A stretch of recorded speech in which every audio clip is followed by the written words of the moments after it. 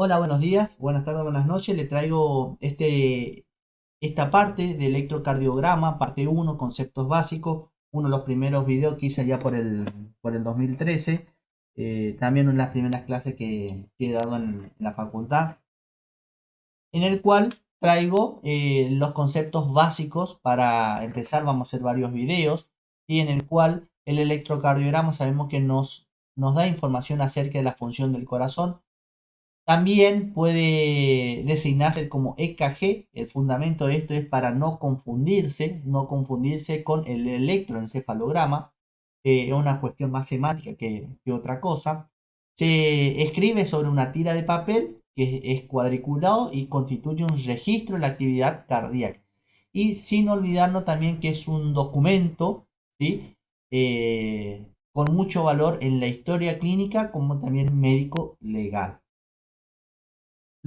Seguimos con la parte de concepto. Representa los estímulos eléctricos del corazón. Cuando el músculo cardíaco los estimula eléctricamente se va a contraer, ¿sí? Y a esto se llama excitabilidad cardíaca. Vemos que esto es básicamente el concepto del electrocardiograma, ¿sí? En el cual vemos que hay un vector, un estímulo, un impulso eléctrico que se dirige de una dirección hacia la otra. Entonces, si yo pongo un sensor a este nivel, ¿sí?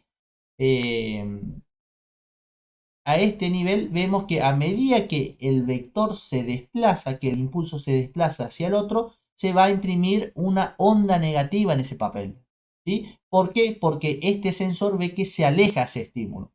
Sin embargo, el sensor del medio, ¿sí? El electrodo del medio, vemos que primeramente se va a acercar porque ve que se acerca ese impulso y luego una impresión negativa debido a que se ve que se aleja ese impulso. Entonces imprime una onda isodifásica. Y finalmente el vector final se va a ver que siempre tiene una onda positiva porque ve que ese impulso siempre se acerca hacia ese electrodo. Es el concepto básico de por qué los diferentes electrodos. Y otra cosa, a no olvidarse, el electrocardiograma ve siempre el mismo impulso, ¿sí? Entonces le traigo esta imagen.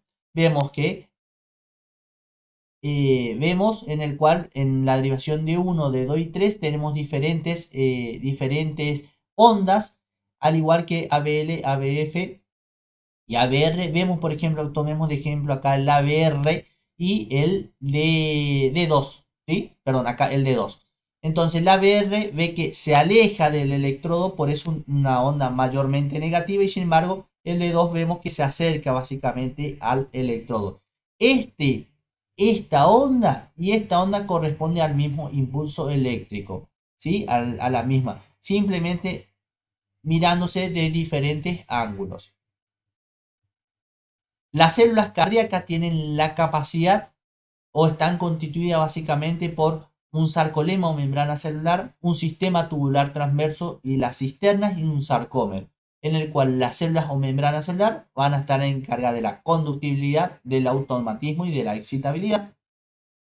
El sistema tubular transverso del acoplamiento de esas células y el sarcómero básicamente de la contracción y de la relajación.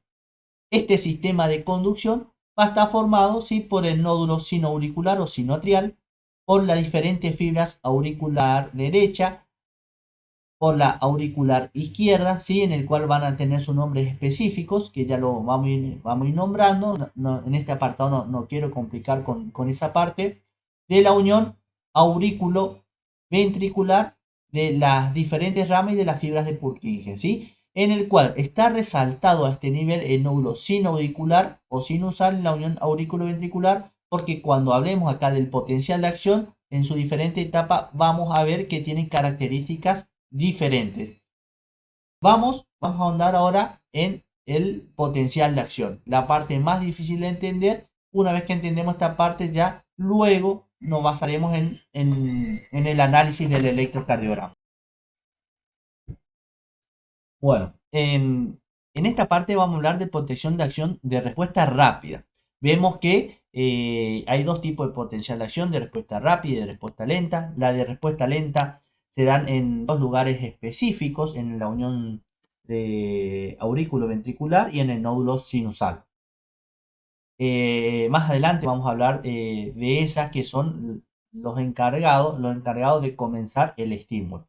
En esta parte, en el cual hablamos de las células cardíacas de conducción, vemos que en la imagen de la derecha tenemos una, una imagen en la cual hay la esquematización de varios canales de transmembrana, de proteínas de transmembrana encargados de cambiar la conductancia de esas células.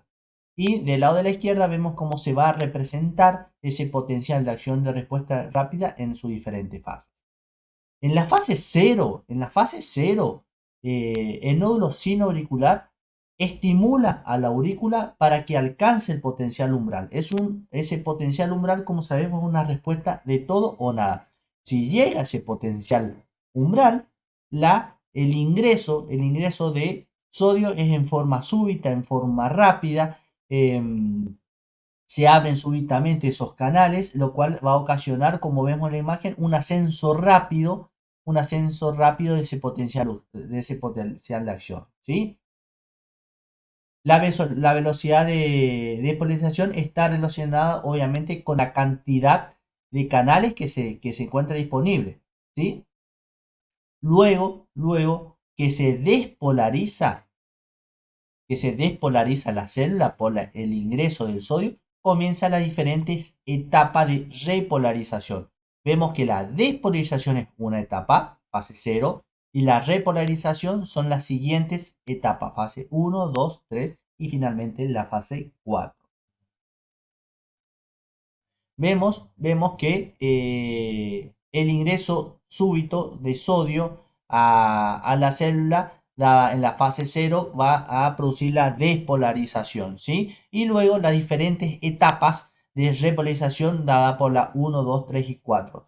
La fase 1, ¿sí? El inicio de la repolarización resulta primeramente de la inactivación de estos canales de sodio, al ingreso además de calcio y a la pérdida intracelular del potasio, ¿sí? Pero es una repolarización temprana. Luego viene la fase 2, también llamada meseta o plató, que es debido a que las corrientes de ingreso y salida se equilibran, ¿sí? Se da esto particularmente en las células de Purkinje.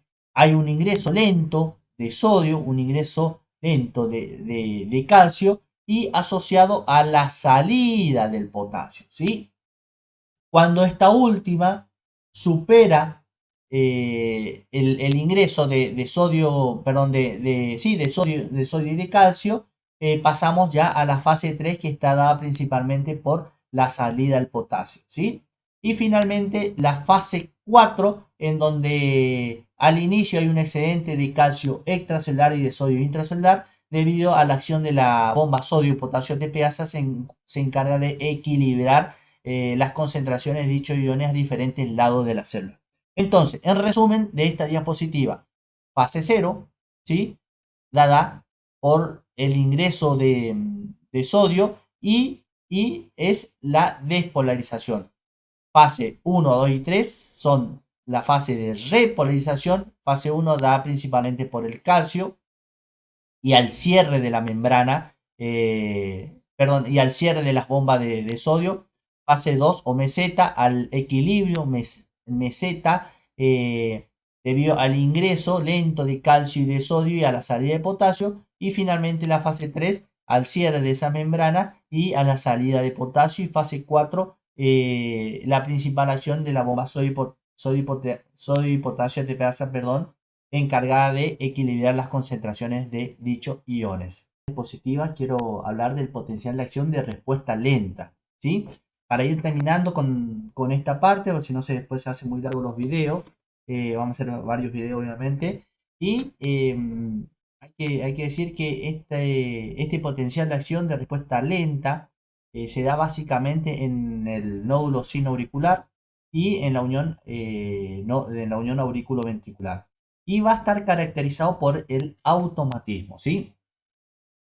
En el cual, como sabemos, el automatismo es la capacidad que tienen las células cardíacas para iniciar su propia despolarización y en el cual vemos que se debe básicamente al ingreso de calcio de las células en las células de marcapaso normal, que van a revertir la negatividad intracelular cuando alcanza el potencial de acción. ¿Sí? Cuando alcanza el potencial umbral se dispara el potencial de acción. ¿Sí? Las células del nódulo auricular del nódulo sinusal y la unión aurículo-ventricular van a exhibir este automatismo rítmico más rápido que el resto de las células, que es la fibra de Purkinje, por ejemplo. Por eso es que el ritmo va a ser sinusal una vez, o si hay algún tipo de enfermedad en la unión, en el nódulo sinusal, va a comandar la unión auriculo-ventricular y así vamos yendo más abajo. Cuando más abajo, la respuesta va a ser más lenta y la frecuencia cardíaca, por lo tanto, va a ser más lenta también. ¿Sí?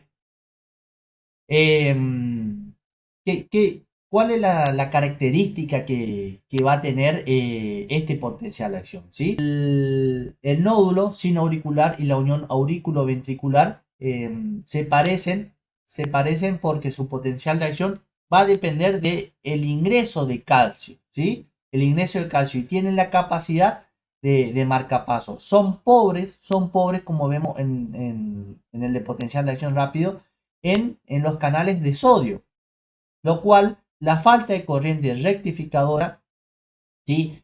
Va a carecer también de la fase 1, que como vimos anteriormente, la fase 1 está dado por la repolarización temprana y va a carecer de la fase 2, que era la fase meseta. Por eso esta célula tiene esta característica del potencial de acción. Tenemos fase 0, no tenemos 1, no tenemos 2, tenemos 3 y fase 4. ¿Sí? Entonces, al carecer esa fase 1 y 2 del potencial de acción, los canales iónicos de ambos nódulos son modulados, mejor dicho, por la acetilcolina, por la epinefrina, la noradrenalina, el dialtacén y los beta bloqueantes.